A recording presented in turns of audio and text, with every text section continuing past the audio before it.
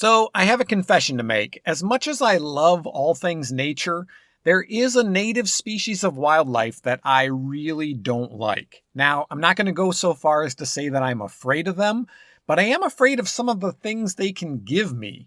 But still, I would never call for their complete eradication. And I'm talking about ticks. But I have to admit, reluctantly, that even ticks are kind of interesting when you look more closely at them. So today, I'm going to face my fears and take a closer look at my least favorite creature, and I'll tell you the best ways to avoid having them hitch a ride on you.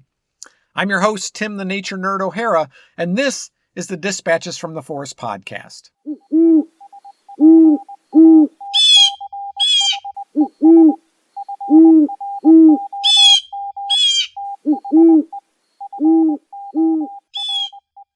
When I was just a little nature nerd, my dad worked for the Boy Scouts, so we spent our summers living at the scout camp, and one of my earliest memories is my mom sitting on the porch of our cabin with a can of 3-in-1 household oil and a pair of tweezers removing ticks from the camp staff. Turns out you can't spend a lot of time in nature and not, at least occasionally, find a tick on you. But what exactly are these little vampires? Ticks are arachnids. They're not spiders, but they are related to spiders. Now, like spiders, they have 8 legs, but unlike spiders, which have 2 distinct body parts, a cephalothorax and an abdomen, with ticks, these parts are completely fused. I think they look more like tiny crabs than they do like spiders. Ticks are external parasites, feeding on the blood of mammals, birds, and occasionally reptiles and amphibians. Adult ticks have pear-shaped bodies and become engorged with blood when they feed. Thankfully, I think, ticks are small. Adult ticks are around 3 to 5 millimeters long depending on their age, sex, species, and, for lack of a better term, fullness. There are 3 families of ticks, although one family is composed of just a single species and it's native only to southern Africa. The rest of the ticks, and the ones you and I are likely to find, are divided between the other 2 families, most easily distinguished as hard ticks and soft ticks. Here in the United States, we have about 80 species of hard tick and 10 species of soft tick. These families have scientific names, but I'm not going to torture you by trying to pronounce them correctly. Hard ticks have a hard shield on their dorsal surface, known as the scutum, and a beak-like structure at the front containing the mouth parts. The mouth parts of soft ticks are actually located on the underside of their body. In general, ticks are found wherever their host species are found. Migrating birds can carry ticks with them on their migrations, and they're widely distributed around the world, but they flourish most in warm, humid climates. For an ecosystem to support ticks, it has to satisfy 2 requirements. First, there needs to be a large enough population of host species, and second, it needs to be humid enough for ticks to both remain hydrated and undergo metamorphosis. Colder temperatures inhibit the ability of their eggs to develop into larvae, which means that increasing temperatures from climate change could allow ticks to expand their range. Ticks tend to prefer edge habitats where the forest meets more open areas, and they're usually found in areas that have shady, moist leaf litter with an overstory of trees or shrubs. Now that said, ticks are extremely tough, hardy, and resilient little critters. They can survive in a near vacuum for up to 30 minutes. Their slow metabolism during dormant periods lets them go a long time between meals. During droughts, they can endure dehydration and go without feeding for as long as 18 weeks. To help prevent dehydration, ticks hide in humid spots on the forest floor, or they absorb water from low humidity air by secreting a fluid from their salivary glands onto their external mouth parts. This fluid pulls additional moisture from the air, which the tick can then re-ingest. The technical term for this fluid is hygroscopic fluid. And while they thrive in warm climates, ticks can withstand temperatures of just above 0 degrees for over 2 hours and can survive temperatures between 20 and 29 degrees Fahrenheit for at least 2 weeks. They've even been found in Antarctica feeding on penguins.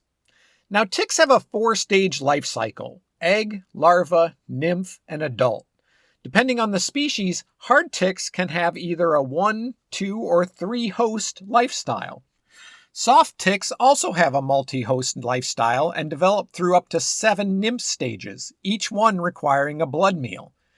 Because they feed on blood, ticks are vectors for many serious diseases like Rocky Mountain spotted fever, encephalitis, and of course, Lyme disease, all of which can affect both humans and other animals. Ticks deposit their eggs into leaf litter. After several months, larvae hatch and crawl into low-lying vegetation. Larval ticks hatch with 6 legs. They acquire the other 2 after a blood meal and molting into the nymph stage. In addition to being used for walking, legs, ticks have a unique sensory structure on their first pair of legs. Called a Haller's organ, it can perceive infrared light and detect odors and chemicals emanating from a potential host.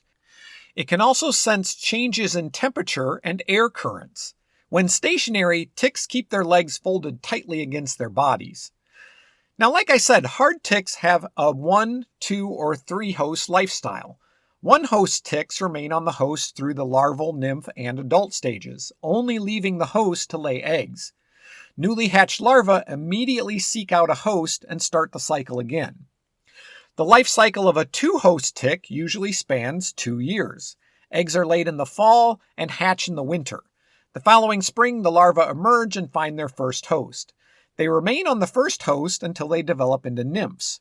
Once engorged, they drop off the host and find a safe place in the natural environment to molt into adults, again, usually during the winter. The second spring, the adult tick seeks out a second host on which to attach. This can be the same as the first host, but it's often something bigger.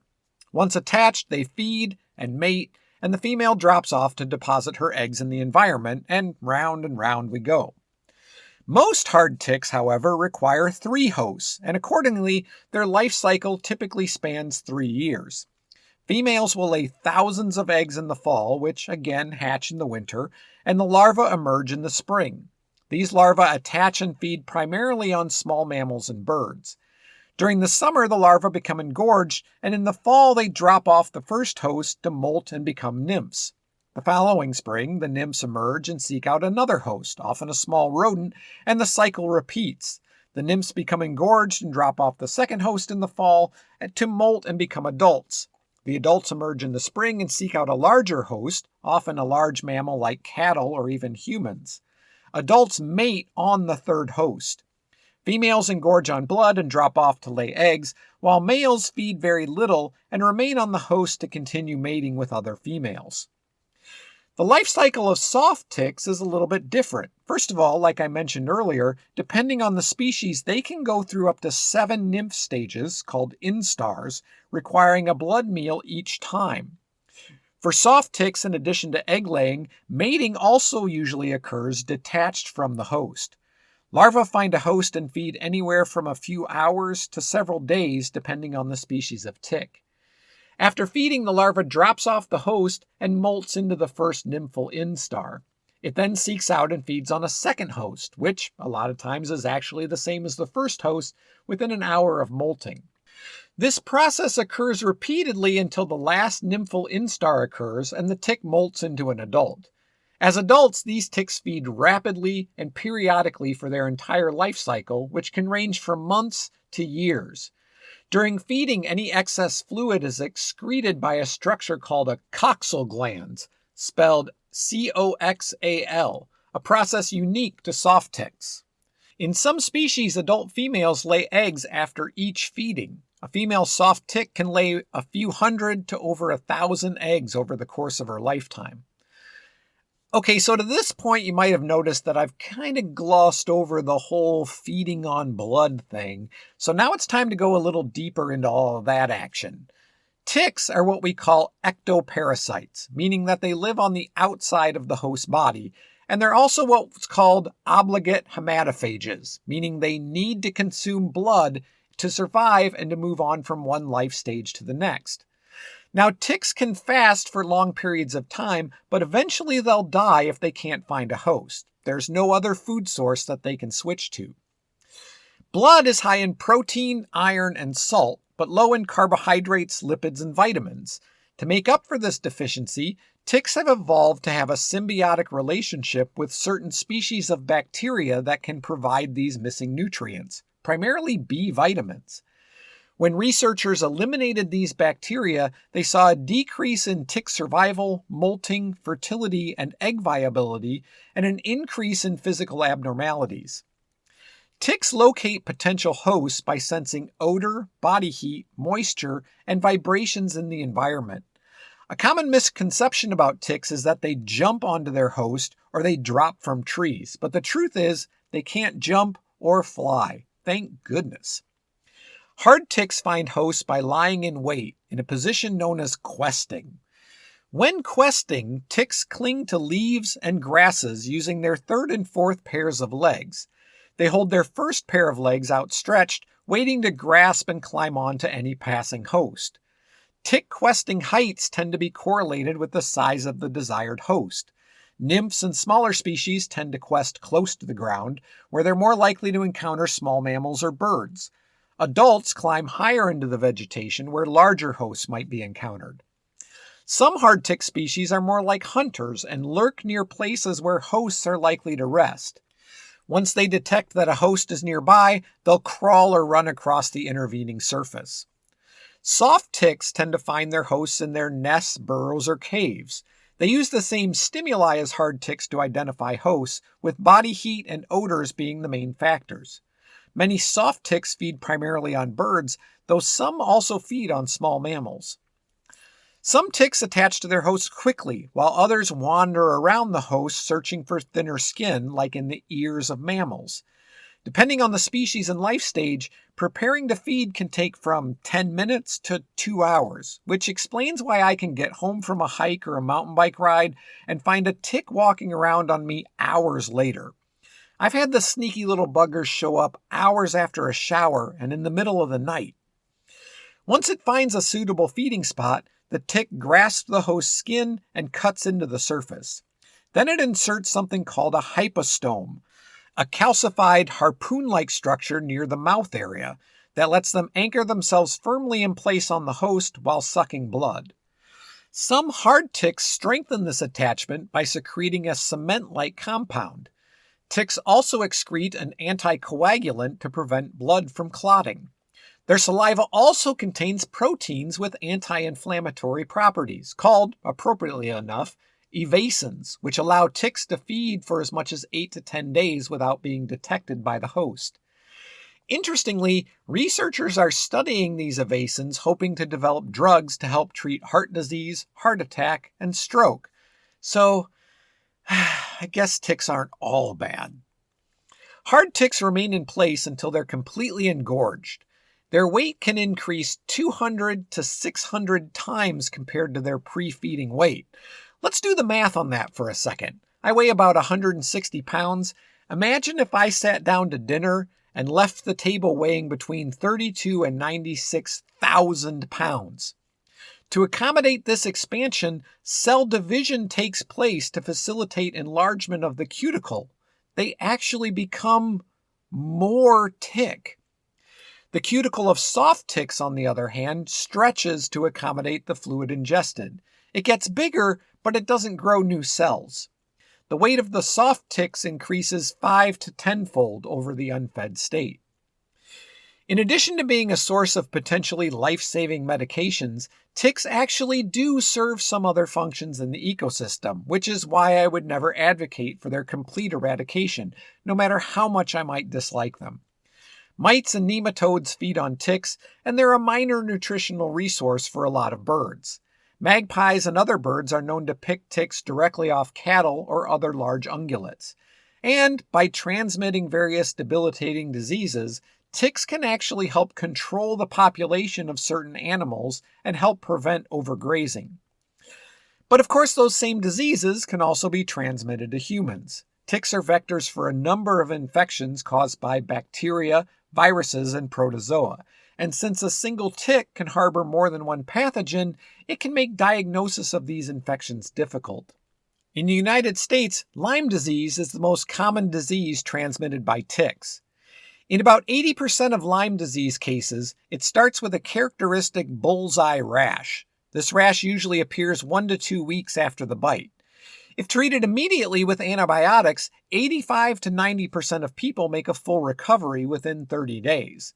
If left untreated, however, the infection can spread to the nervous system, heart, or joints and potentially cause permanent damage. The tick-borne illness that scares me the most, though, is transmitted by the Lone Star tick and can give you an allergy to red meat.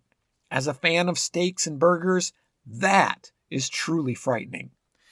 Now, with the possible exception of widespread DDT use, which, as we've learned the hard way, is a very, very bad idea for many other animals, attempts to limit the population or distribution of ticks have been unsuccessful. There's some species of parasitic wasp that lay their eggs on ticks, which might be helpful at controlling their populations, but where these wasps are not native, introducing them could prove problematic in the long run. Predators and competitors of tick host species can indirectly reduce the density of infected nymphs, leading to a lower tick-borne disease risk by reducing the density or tick burden of what's known as reservoir-competent hosts, hosts that can harbor the infectious pathogens that ticks can then transmit to others. For example, a study in the Netherlands found that the number of larval ticks on bank voles and wood mice was lower at sites with significant red fox and stone marten populations, the predators of these small mammals. Another study in the northeastern United States found that the incidence of the bacteria that causes Lyme disease was negatively correlated with red fox populations. More foxes, less bacteria. Possibly because foxes decrease the density of white-footed mice, which are the most significant host of the Lyme disease-causing bacteria. Other natural forms of control for ticks are birds like the helmeted guinea fowl, a species that consumes mass quantities of ticks, and possums, who are fastidious groomers, swallowing many ticks as they clean themselves and making them net destroyers of ticks. Possums kill about 90% of the ticks that attempt to feed on them. Basically, high animal diversity has a strong protective effect against tick-borne disease. When it comes to ticks, a healthy ecosystem is a healthy ecosystem, if you get my drift. So what can you do to protect yourself from ticks? One of the most common pieces of advice I've read is that if you know you're going to be in tick habitat, you should wear closed-toed shoes, a long-sleeve shirt tucked into your pants, and tuck your pant legs into your boots and socks. I'm going to be honest, at the height of summer, you will not find me heading into the woods wearing long sleeves and long pants, unless for some reason it's absolutely necessary. The risk of heat stroke outweighs the risk of picking up a tick. Wearing light-colored clothes can make ticks easier to spot if you get one on you. You can use a tick repellent that has DEET or icardin on your clothes and exposed skin, following the manufacturer's directions, of course. Search your clothes and body regularly for ticks, paying close attention to areas where ticks could hide, like the groin, belly button, armpits, scalp, or behind the ears and knees. Putting outdoor clothing through the dryer cycle for 60 minutes on high heat before washing will kill any ticks that have escaped detection and would otherwise survive in the washer. But what if you find a tick on you? Well, first of all, you should take some comfort in this. Not all ticks in an infective area carry pathogens, and both attachment of the tick and a long feeding session are necessary for any disease to be transmitted. Consequently, tick bites often don't lead to infection, especially if the ticks are removed within 36 hours. There are several folk remedies for removing a tick. Touching it with a hot match is a common one. Others include covering it with petroleum jelly or nail polish, or 3-in-1 household oil, in theory to suffocate it. These methods are all supposed to make the tick back out of the skin on its own, but they often have the opposite effect, forcing the tick to hold on tighter, burrow deeper, and potentially deposit more of its disease-carrying secretions into the wound, increasing the risk of infection. According to the CDC, the best way to remove adult ticks is using a fine-tipped tweezers to grasp the tick as close to the skin as possible and pull gently upward with a steady, even pressure, being careful not to squeeze the body. But that's easier said than done. The drawback to using tweezers is that it has the potential to squeeze unwanted toxins into the body in the process of trying to remove the tick, or to remove the body but leave the mouth parts embedded. You can also use a specific tick removal tool. I have one called a tick key on my keychain. There's some reputable sources that recommend using something like wart remover to freeze the tick while it's still embedded, killing it instantly and making it possible to just brush it out. Regardless of what method you use, always disinfect the site of the bite. After removal, ticks that are still alive, and you'd be surprised, like I said, they're hardy little bloodsuckers, can be disposed of by flushing them down the toilet, placing them in a container of soapy water or alcohol, or sticking them to tape that can be folded over and thrown away. This is one case where I'll say, don't worry about taking them outside to set them free, but hey, you do you. And with that, I'll bring this episode to an end. Thank you as always for listening. Please click those like and follow buttons. It's free and it can potentially help me out a lot. If you want to support future episodes of the podcast, here are all the ways you can do that. Get yourself some sweet Dispatches from the Forest merchandise, and then when your friends ask them about it, tell them to listen too. You can find the Dispatches from the Forest merch store at cafepress.com/Dispatches from the Forest.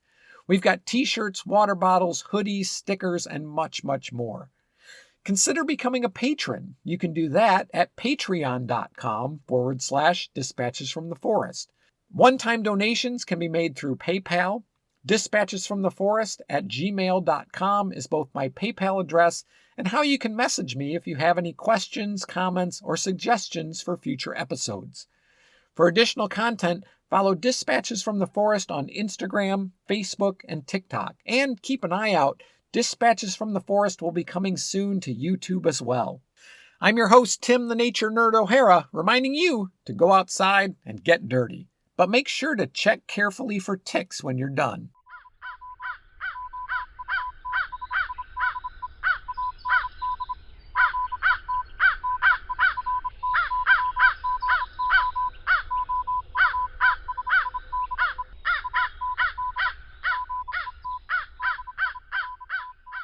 The Dispatches from the Forest podcast is a production of Dispatches from the Forest and may not be used or rebroadcast, whole or in part, without express written permission.